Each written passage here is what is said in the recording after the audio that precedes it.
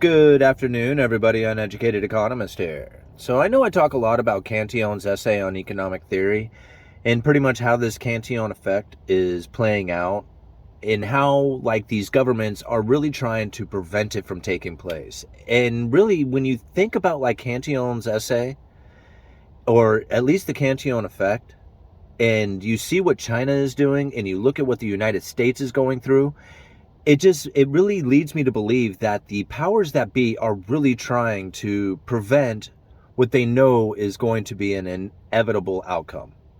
Now, again, if you're not familiar with Cantillon's essay or you're not familiar with the Cantillon effect, the Cantillon effect is when new money comes into the system and what happens when that new money comes into the system. Now, Cantillon, he described it with a silver mine. Because you got to think, this was written back in the 1700s.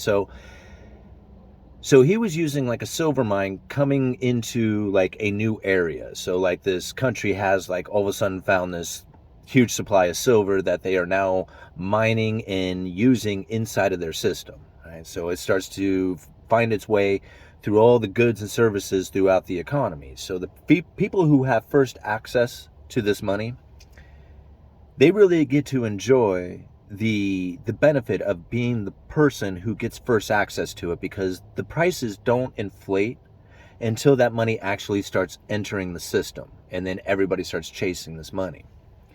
So as this new money is flowing into the system, the people who have first access to it, they're loving it. They're mining. They got the people who are working for them, the people who are just right there, who are the first ones to receive it from them, all the people who are building them houses and making their clothes and all that other stuff. And then by the time it gets to the very end of the line, those people are suffering big time because their wages haven't gone up, but everything else is starting to increase as far as the prices go, because now all these people are now competing for these items. Well, what ends up happening is that the people don't like that. They don't want to spend their money on higher price goods. So they start seeking out foreign competition to compete with the domestic manufacturing. This is where the problem really starts to begin, because once that competition starts to increase as the new money is continually rolling in, what will happen is it'll drive out the domestic manufacturing until eventually all the domestic manufacturing has left and the inhabitants are just the people who have first access to it, the people who are the importers of those foreign goods, and the people at the very bottom, which are poverty-stricken, homeless, the people who can't get out of the area. So once the new money turns off, the mine runs out of silver, everybody falls into poverty because there's no manufacturing taking place. So this is the real problem with the Cantillon effect. This is what Cantillon has talked about, has been a cycle many times. I mean, he gives examples of this. So now what we think about what's going on here in the United States, they severed the supply chain. They said, cut that off, right? And we don't want a bunch of stuff coming in from China. And so what that did is it really created a ripple effect right here in the United States. As the supply of goods wasn't coming in, the just-in-time delivery mentality really took a hit, right? People were like, okay, we can't do this anymore. We have to have more of a domestic supply. So what ends up happening? We have domestic manufacturers wanting to ramp up production here again in the United States so that they would be closer to home, so they don't have to rely on the just-in-time delivery or the supply chain being just-in-time delivery getting severed again like it did. So now the domestic manufacturing is starting to ramp up because of this mentality. Over in China, what's happening? We have this COVID policy that just doesn't make sense. They are the last country in the entire world who hasn't just completely given up on the whole restrictions and mandates and all the other stuff, but yet here COVID zero policies still exist in China. And think about what that's done. It's depleted their manufacturing. Their manufacturing has slowed down dramatically.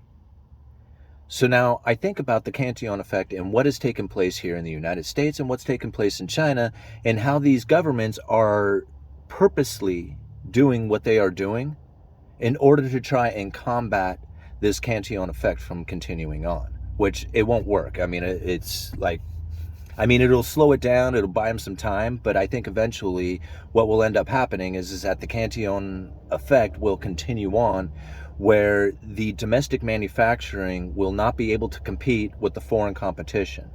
Unless you have like massive tariffs or, subsidies or something like that, there's no way that the domestic manufacturing here in the United States will be able to compete with the foreign competition.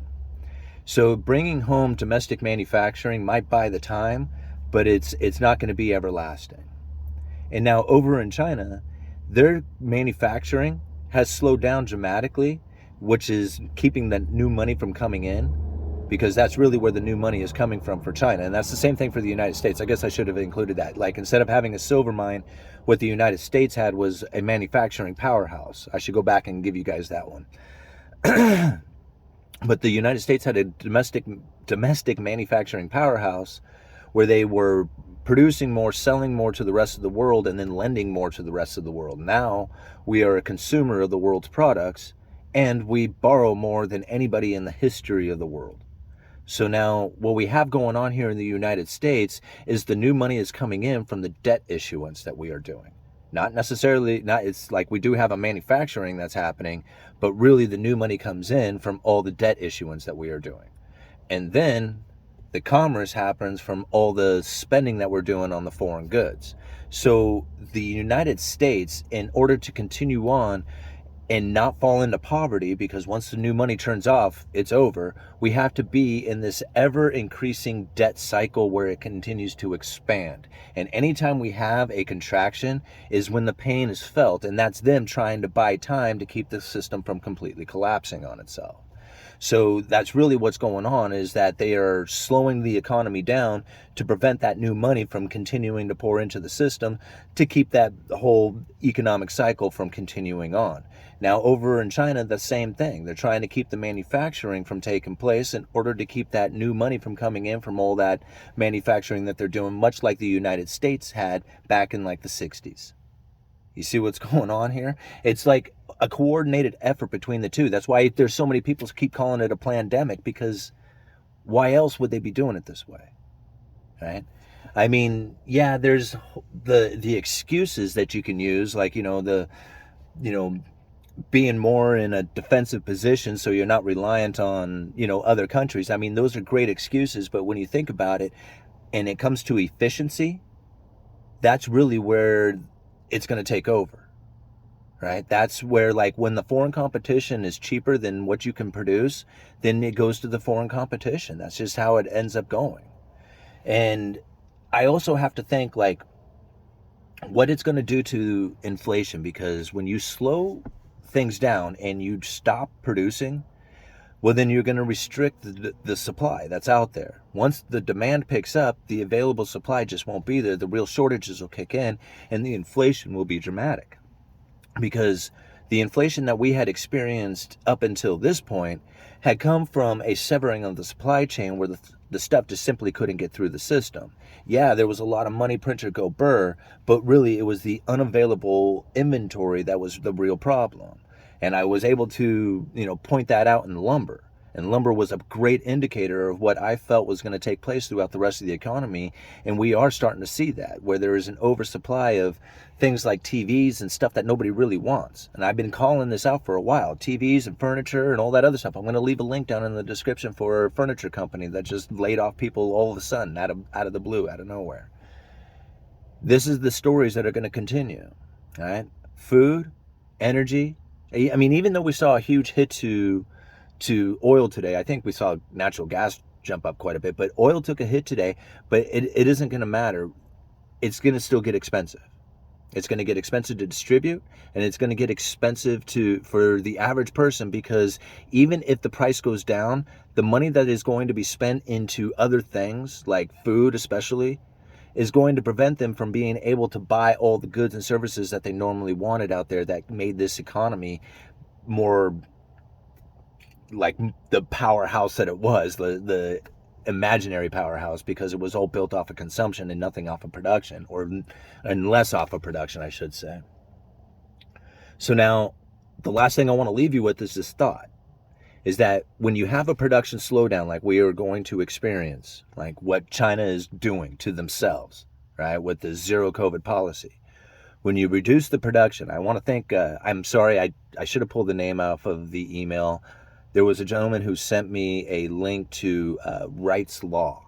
Now, I want to leave you guys with that link, and I want you guys to think about this, because think about the inflationary impact that Wright's Law can have when you slow production down. Now, this is the way Wright's Law goes.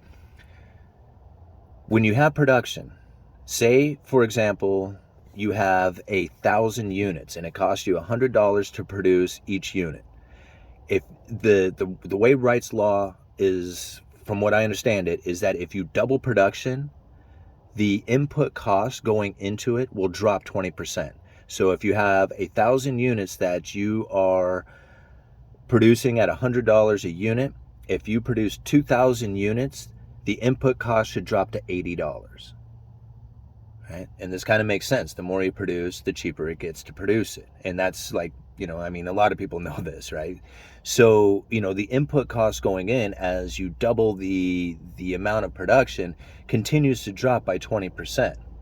Now, think about it in the opposite direction. Okay?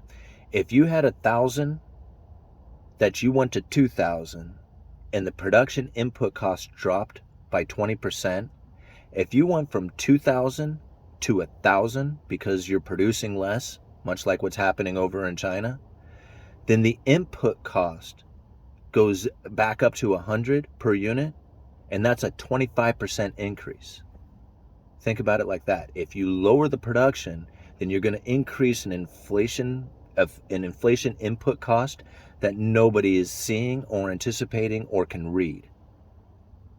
It's a very interesting thought. I just got that email like yesterday, so I'm still trying to process that kind of Wright's Law into what we have going on in our scenario right now, as the production is starting to slow down. I mean, obviously production in houses, production in everything, cars, all that stuff had slowed down dramatically. That means the input cost is going to rise dramatically. All right. Uneducated Economist. You guys let me know.